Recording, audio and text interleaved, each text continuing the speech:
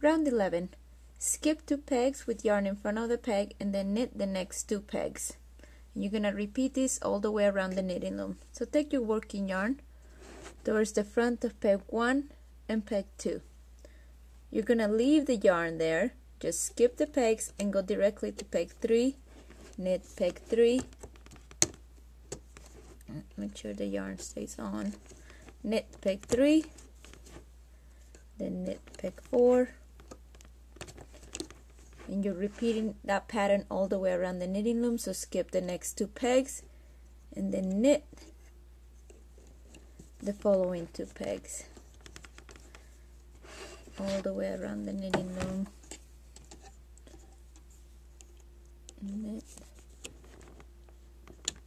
skipping the next 2, knitting the following 2.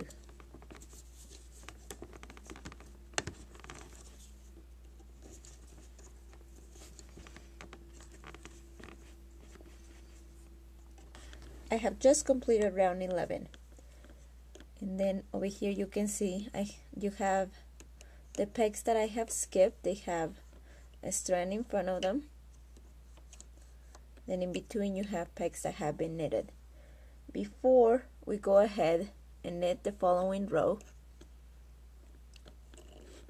pop the loops so that the strand ends up towards the bottom of the peg, and now knit as you normally would the round, making sure to leave that long strand at the bottom of the peg.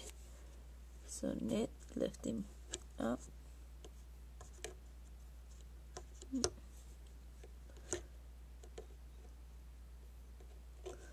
as a loop.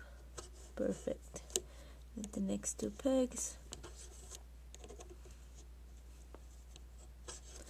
Now before you keep going forward, you have that strand in front of those 2 pegs. What we're gonna do, we're gonna lift it up one by one. So take the first loop off the peg, pop that yarn behind the peg. Now place the loop back on the peg. Now the second peg, pop the strand behind the peg, place the loop back on the peg. The strand should end up towards the front of the knitted fabric. Let's do that again. So find the loop that's on the peg, not the strand. You need to leave the strand in front. Find the loop, knit the peg as usual, the other loop. Perfect. Now that they're knitted, pop the long strand in front of the 2 pegs towards the back of the peg, not the knitted fabric, but towards the back of the peg.